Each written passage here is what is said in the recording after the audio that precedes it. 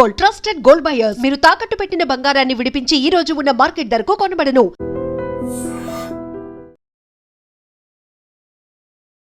Jubilee hills ఉప ఎన్నిక counting start అయింది.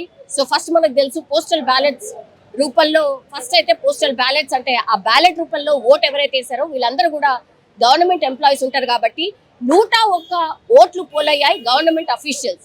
సో గవర్నమెంట్ కి సంబంధించిన ఎంప్లాయీస్ ఎటువైపు ఉన్నారు, గవర్నమెంట్ వైపు వ్యతిరేకత ఉందా లేకపోతే సుముఖత ఉందా అనేది ఈ పోస్టల్ బ్యాలెట్స్ రూపంలో తెలిసే అవకాశం ఉంటుంది. అంటే ఇది ఒక రకంగా గవర్నమెంట్ కి ఒక హెచ్చరిక లాంటిది అని కూడా చెప్పొచ్చు. ఒకవేళ ఎంప్లాయీస్ గవర్నమెంట్ కి సంబంధించిన క్యాండిడేట్ కి కాకుండా కాంగ్రెస్ పార్టీకి సంబంధించిన క్యాండిడేట్ కి కాకుండా ఇంకో పార్టీకి వేస్తే మాత్రం ఇట్స్ ఏ డేంజర్ సైన్. ఇంకోటి నెక్స్ట్ ఇప్పుడు ఈ పోస్టల్ బ్యాలెట్ కి సంబంధించిన అంటే ఓట్ల లెక్కింపు జరగడానికి ఒక 40 నిమిషాల టైం పడుతుంది. ఆ తర్వాత మాత్రం ఈవీఎంస్ ఓపెన్ అవుతాయి. ఈ ఈవీఎంస్ కి సంబంధించిన లెక్క ఒక్కసారిగా ఈవీఎంస్ ఓపెన్ చేసిన తర్వాత నుంచి కూడా చాలా ఫాస్ట్ గా ఫలితాలు వస్తూ ఉంటాయి. మనకు తెలుసు 10 రౌండ్లలో పూర్తిగా ఈ ఫలితాలు రాబోతున్నాయి. కానీ కేవలం సగం అంటే 5 రౌండ్లు అవగానే ఒక క్లియర్ కట్ మెజారిటీ ఎవరికి ఏంటి అనేది కూడా తెలిసే అవకాశం అయితే ఉంటుంది. సో 4 లక్షల ఓటర్లు ఉంటే అందులో 1,94,000 ఓట్లు మాత్రమే పోలయ్యాయి. అంటే ఈవెన్ సగం కూడా పోల్ కాలేదు. కేవలం 48.49% మాత్రమే ఓటింగ్ జరిగింది. సో జూబ్లీ హిల్స్ ఉప ఎన్నికల్లో ఎన్ని పార్టీలు తిరిగినా ఎంత అవగాహన కార్యక్రమాలు చేసినా ఓటు ఎంత ఇంపార్టెంట్ అని చెప్పినా కూడా ఓటర్లు ఎక్కడ కూడా ఇష్టపడలేదు ఓటు వేయడానికి అనేది కూడా స్పష్టంగా అర్థమవుతోంది. ఇంకోటి 58 మంది పోటీలో ఉన్నారు. కానీ ప్రధాన పార్టీలు ఏవైతే ఉన్నాయో అంటే బీజేపీ, బీఆర్ఎస్, కాంగ్రెస్ ఈ 3 ప్రధాన పార్టీల మధ్యనే పోటీ ఉండబోతోంది అనేది క్లియర్ కట్ గా మనకు మొన్నటి నుంచి కూడా తెలిసినటువంటి అంశమే. సో ఈ 3 పార్టీలలో కూడా బీజేపీ ఏ ప్లేస్ లో ఉంటుంది అనేది ఒకటి. సార్ ఎక్కడి నుంచి వచ్చారు? నేను ఇక్కడ లోకల్ కృష్ణనగర్. రిజల్ట్ కి సంబంధించి తెలుసుకోవడానికి ఎలా ఉందని వచ్చి ఎవరు విన్న అవకాశం ఉంటుంది అనుకుంటున్నారు? నవీన్ యాదవ్ 100%. అవునా? ఎందుకు అంత కాన్ఫిడెన్స్? అంతే, ఇక్కడ లోకల్ చాలా పనులు చేస్తున్నాడు. దాన్ని బట్టి రిజల్ట్స్ కూడా అలానే వస్తాయి 100%, అందులో నో డౌట్. కాదు సార్, కొన్ని ఎగ్జిట్ పోల్స్ చెప్తున్నాయి కదా బీఆర్ఎస్ మాగటి అవన్నీ మామూలేనా చెప్తా, అవి పరిధిలో తీసుకోకూడదు. మీరు ఏ డివిజన్? ఇక్కడే కృష్ణనగర్. సార్ మీరు చాలా మందితో మాట్లాడి ఉంటారు కదా సార్, వాళ్ళ ఒపీనియన్ ఏంటి? ఎవరు ఒపీనియన్ అయినా ఒకటేనమ్మా, సింగిల్ వన్ సైడ్ అంటే లోకల్ ఆయన చాలా పనులు చేస్తున్నాడు నవీన్ యాదవ్. అంటే పార్టీ వైజ్ గా ఇప్పుడు పార్టీ వైజ్ కాదమ్మా, ఇది ఓన్లీ ఆయన వాళ్ళ కుటుంబం నేతృత్వంలో ప్రజలు అవుట్లెట్ గా చేస్తారు. కానీ ఎందుకు సార్ మరి నవీన్ యాదవ్ వాళ్ళ ఫాదర్ మీద గూండా అని అవన్నీ ఎలికేషన్ అమ్మా, గూండా ఇవన్నీ ప్రజలు కొంతమంది మంచివాడిని కూడా గూండా అంటారు, మంచి చేసేవాడు కూడా గూండా అంటారు ఈ రోజుల్లో. అవి నోట్లో నేలకిలే. కానీ ఆయన చేసి వాళ్ళ డాడీ కూడా చాలా మందికి హెల్ప్ చేస్తున్నాడు, చాలా మందికి హెల్ప్ చేస్తున్నాడు. ఆయన నవీన్ యాదవ్ కూడా అంతే సర్వీస్ చేశాడు చాలా మంది. ఎనీ టైం అందుబాటులో ఉండే ఫ్యామిలీ అనుకోవచ్చు. ఎనీ టైం అమ్మా, లోకల్ కదా అది. అది టిఆర్ఎస్ అనేది వేరే విషయం, ఇక్కడ లోకల్ అతను కుటుంబం నేపథ్యంలో అంతా కూడా ఎలా ఉంటుందంటే బాగా దగ్గరగా ఉంటారు ప్రజలకు. మెయిన్ సార్ దొంగ ఓట్లు పోలయ్యాయి ఉట్టిదమ్మా, ఎట్లా అవుతాయి దొంగ ఓట్లు?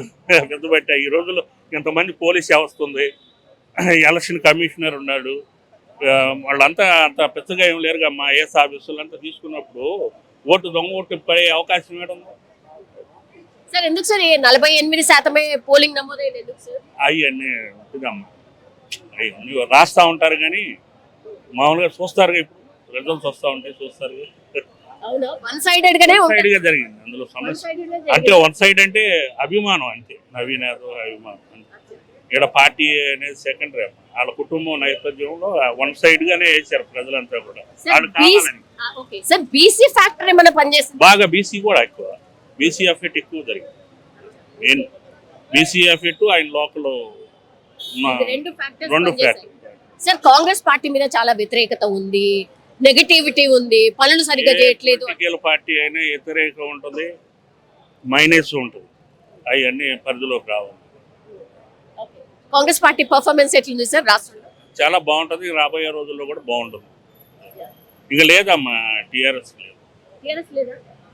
మరి అలా అలా కొట్టి పారేసారు ఏంటి సార్? అంటే లేదు, పోయింది, వచ్చింది, అవకాశం వచ్చింది, పోగొట్టుకున్నారు.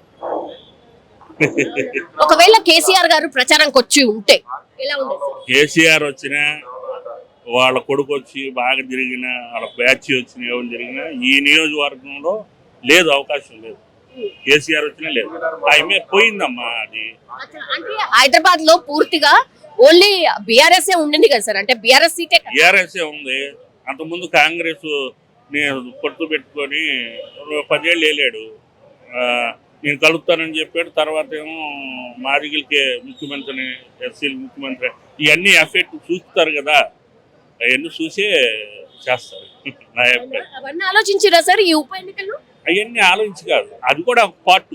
మెయిన్ గా ఏ ఫ్యాక్టర్స్ ఇప్పుడు మీరు అన్నట్టుగా నవీన్ యాదవ్ ని గెలిపించారు? మెయిన్ ఫ్యాక్ట్ ఏంటంటే అలా మంచితనం, నవీన్ యాదవ్ మంచితనం, అంతే, వేరేది ఫ్యామిలీ పర్సనల్ గా అంతే. Thank you so much. So ఇది ఒకసారి అంటే ఒపీనియన్ ఆఫ్ లోకల్ ఎవరైతే ఓటు వేశారో నా ఒపీనియన్ కూడా అదే. ఏం చెప్తున్నారు అని అంటే వన్ సైడెడ్ గా జరిగింది ఓటింగ్, బీఆర్ఎస్ వస్తుందేమో ఆర్ బీఆర్ఎస్ పార్టీ వైపు ఉంటారేమో అనేది కూడా పూర్తిగా నేనైతే నమ్మట్లేదు. అండ్ ఎగ్జిట్ పోల్స్ ఏవైతే ఇచ్చాయో అవే రిజల్ట్ రాబోతోంది అని ఒక ఓటర్ ఒపీనియన్ గా మనం ఇప్పటి వరకు చూసాం. సో ఫలితాలు ఎట్లా ఉంటాయి ఏంది అనేది కూడా ఎవరు కూడా చెప్పలేము. బికాస్ ఓటింగ్ జరిగింది 194,000 ఓట్లు. సో మామూలు ఓటింగ్ కాదది.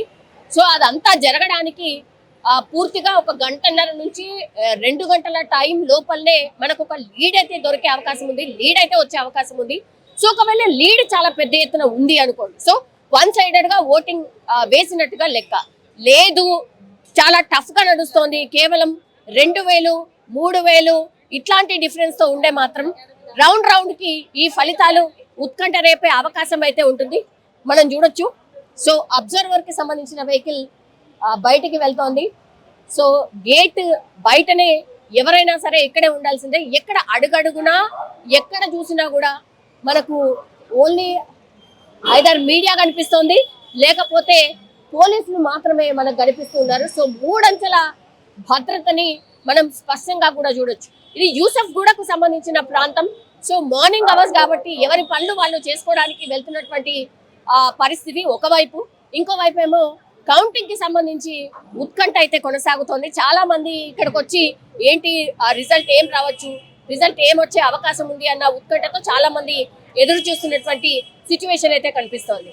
ఒక 2 గంటల్లో ఆల్మోస్ట్ ఒక లీడ్ ఏ పార్టీకి రాబోతోంది, లీడ్ ఎవరు ఉంటే ఆ పార్టీ వైపే ఆర్ ఆ పార్టీయే గెలిచే అవకాశం ఉంటుంది అని కూడా ప్రతి ఎన్నికల్లో మనకు తెలుసు. సో లీడ్ ఏ పార్టీకి అయితే దక్కించుకుంటుందో ఆ పార్టీ వైపే ఓటర్లు మొగ్గు చూపినట్టు, ఆ తర్వాత ఓటర్స్ ఆ అభ్యర్థిని గెలిపించుకోవాలి అని అనుకున్నట్టు లెక్క. సో 10 రౌండ్ల వరకు వెయిట్ చేయాల్సిన అవసరం ఉంటుందా, లేకపోతే 5-6 రౌండ్ల తర్వాతనే అంటే ఫలితం తేలే అవకాశం ఉంటుందా అనేటువంటిది ఒక పెద్ద ఎత్తున చర్చ అయితే నడుస్తోంది. ఇంకో వైపు ఏమో అసలు ఏ డివిజన్ ఎవరి వైపు ఉంది, మైనార్టీస్ ఎవరి వైపు ఓటేశారు, మైనార్టీస్ ఆదరణ చూరగొన్న పార్టీ ఏది, ఇవన్నీ కూడా పెద్ద ఎత్తున చర్చ జరిగే అవకాశం అయితే కనిపిస్తోంది. కానీ బీఆర్ఎస్ కావచ్చు, లేకపోతే కాంగ్రెస్ కావచ్చు, ఆర్ బీజేపీ కావచ్చు, ఈ అన్ని పార్టీస్ కూడా ఈ ఎన్నిక చాలా ముఖ్యమని చెప్పొచ్చు. ఎందుకంటే మనకు తెలుసు ఏ పార్టీ కూడా పెద్దగా సమన్వయంతో పనిచేస్తున్నట్టు కానీ లేకపోతే సఖ్యత ఉన్నట్టు కానీ ఎక్కడ కనిపించట్లేదు. అంటే ఇప్పుడున్నటువంటి కాంగ్రెస్ పార్టీలో కూడా మినిస్టర్స్ మధ్యనే పొసగట్లేదు ఆర్ సమన్వయం లేదు అనేది కూడా మనం చూసాం. తర్వాత బీఆర్ఎస్ పార్టీలో చూస్తే గనక మనకు తెలుసు కవిత ఎపిసోడ్ తర్వాత బీఆర్ఎస్ పార్టీలో ఏం జరుగుతోంది, అసలు బీఆర్ఎస్ పార్టీ పరిస్థితి ఏంది, కేసీఆర్ అసలు బయటకే రావట్లేదు అనేది కూడా బీఆర్ఎస్ పార్టీకి సంబంధించిన చర్చ. ఇంకోవైపు ఏమో బీజేపీ, ఇంతమంది ఎంపీలు ఉన్నారు, 8 మంది ఎంపీలు, 8 మంది అసెంబ్లీకి సంబంధించిన ఎమ్మెల్యేలను గెలిపించుకున్నా సరే ఎక్కడ కూడా సమన్వయం కనిపించట్లేదు. అందరు వచ్చి దూకుడుగా ప్రచారం చేసింది లేదు అనేటువంటిది కూడా ఇంకోటి కూడా బీజేపీ గురించి మాట్లాడుతున్నారు. సో 3 పార్టీలు అంతంత మాత్రంగా ఉన్నాయి అనేటువంటి చర్చ ప్రజల్లో నడుస్తుంది. సో ఒక ఆల్టర్నేట్ పార్టీ మరి ఏది అనేది కూడా ఇంకో పెద్ద ఎత్తున చర్చ అయితే నడుస్తుంది. కానీ పర్టికులర్లీ జూబ్లీ హిల్స్ మట్టికి చూసినప్పుడు కనుక జూబ్లీ హిల్స్ లో యాక్చువల్లీ ఇది బీఆర్ఎస్ కి పార్టీకి సంబంధించిన సిట్టింగ్ సిటీ. ఒక్కసారి ఓడిపోయిన తర్వాత మనకు తెలుసు ఓడిపోయిన పార్టీ మీద ఎన్నెన్ని మాటలు మాట్లాడతారో, విశ్లేషణ చేసినప్పటికీ కూడా ఎట్లాంటి విశ్లేషణ జరుగుతుంది అనేది కూడా మనకు తెలిసిందే. అయితే ఇప్పుడు బీఆర్ఎస్ పార్టీ అనుకోండి, బీజేపీ అనుకోండి, లేకపోతే కాంగ్రెస్ అనుకోండి, ఈ 3 పార్టీలకు కూడా ఒక డూ ఆర్ డై మ్యాచ్ అంటారు కదా. సో ఉత్కంఠభరితమైనటువంటి మ్యాచ్ అనుకోండి, world cup type of match ఇది ఈ రిజల్ట్ అని కూడా అనుకోవచ్చు. సో ఒక 2 గంటల్లో లీడ్ ఏ పార్టీకి దక్కితే ఆ పార్టీయే విజయం వైపు వెళ్తున్నటువంటి పరిస్థితి కనిపిస్తుంది. నిజంగా ప్రస్తుతం ఉన్నటువంటి సమాజం దేనికి ప్రయారిటీ ఇస్తుంది?